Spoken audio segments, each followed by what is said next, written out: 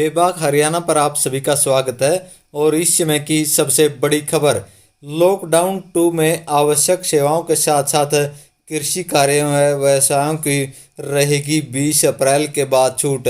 जी हां, 20 अप्रैल के बाद लॉकडाउन 2 में सरकार ने कई तरह की छूट देने का ऐलान किया है। आइए हम बताते हैं कि किन किन चीज़ों को ये छूट दी जाएगी।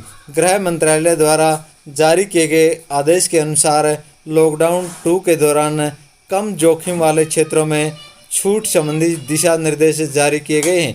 यह छूट 20 अप्रैल से लागू होगी। कटाई और आने वाले दिनों में नई बुआई सीजन के शुरू होने के मद्देनज़र खेती व किसानों से जुड़े कामों को खास तौर पर छूट दी गई है। हालांकि इस दौरान कोविड-19 के मानकों का कड़ाई से पालन किया जाएगा। लॉकडाउन 2 के दौरान विभिन्न गतिविधियों पर छूट रहेगी। फतेहाबाद के उपायुक्त रवि प्रकाश गुप्ता की तरफ से बताया गया है कि ग्रामीण क्षेत्रों में जो नगरपालिका परिषद व नगरपालिका के तहत न हो काम करने वाले उद्योगों को नियमानुसार अनुमति रहेगी। सभी तरह की हेल्थ सर्विसेज आयुष विभाग सहित चालू रहेंगी। खेती से जुड़ी सभी गतिविधियां चालू रहेंगी। किसानों और कृषि मजदूरों को हार्वेस्टिंग से जुड़े काम करने की नियमानुसार अनुमति रहेगी। कृषि उपकरणों की दुकानें, उनके मुरम्मत और स्पेयर पार्ट की दुकानें भी खुली रहेंगी।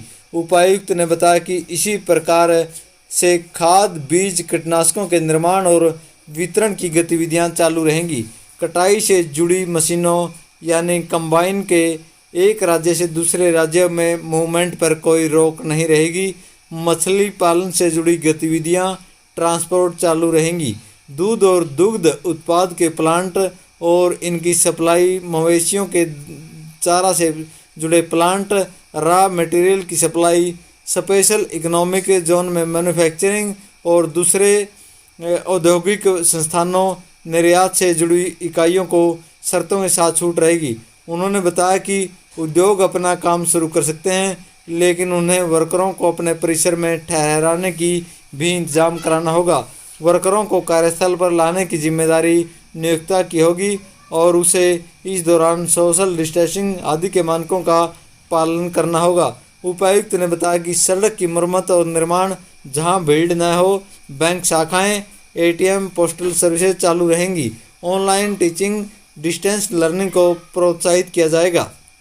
मनरेगा के काम की इजाज़त रहेगी। मनरेगा में सिंचाई और वाटर कंजर्वेशन से जुड़े कामों को प्राथमिकता दी जाएगी। इमरजेंसी के हालात में 4 व्हीलर में ड्राइवर के अलावा केवल एक ही रहेगा। दुपहिया पर सिर्फ एक ही शख्स यानी उसका चालक सवार हो सकता है। उल्लंघन करने पर नियमानुसार जुर्माना लगाया जाएगा। उन्होंने बताया कि कोई शख्स क्वारंटीन किया गया है मगर नियमों का उल्लंघन करता है तो आईपीसी की धारा 188 के तहत कार्रवाई। तेल और गैस सेक्टर का ऑपरेशन चलता रहेगा। इनसे जुड़ी ट्रांसपोर्टेशन, डिस्ट्रीब्यूशन, स्टोरेज और रिटेल से जुड़ी गतिविधियां चलती रहेंगी। गुड्स कार्गो के लोडिंग अनलोडिंग के काम को छूट। जरूरी सामानों जैसे पेट्रोलियम, एलपीजी प्रोडक्ट्स, दवाओं, खाद्य सामग्रियों के ट्रांसपोर्टेशन, सभी ट्रकों और गुड्स कैरियर व्हीकल्स तथा एक ट्रक में 2 ड्राइवरों और एक हेल्पर की इजाज़त रहेगी। उपायुक्त ने बताया कि इस प्रकार ट्रकों के मुरम्मत की दुकानों को भी छूट में शामिल किया गया है। हाईवेज पर ढाबों की सरकार की हिदायतें अनुसार निश्चित दूरी बनाते हुए खुले रहेंगे ताकि ट्रक चालकों को दिक्कत न हो। रेलवे की मालगाड़ियों को अनुमति बरकरार रहेगी। सभी प्रकार सामानों की सप्लाई चेन को अनुमति है।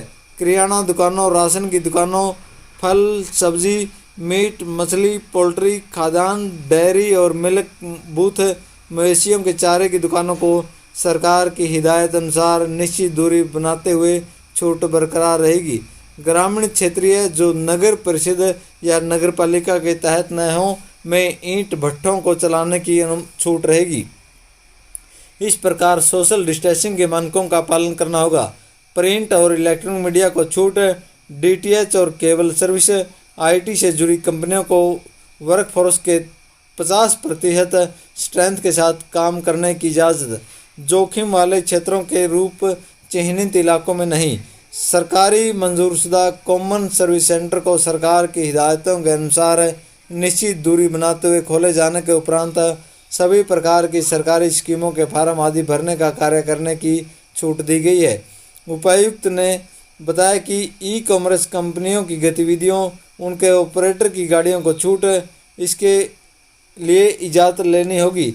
सरकारी काम में लगी डेटा और कॉल सेंटर सर्विसेज को इजाज़त, प्राइवेट सिक्योरिटी सर्विसेज को इजाज़त, सभी औद्योगिक एवं व्यावसायिक प्रतिष्ठानों व उनके कार्यालयों आदि को शुरू करने से पहले मानक संस्थान प्रक्रिया के नियमानुसार अपनाना होगा।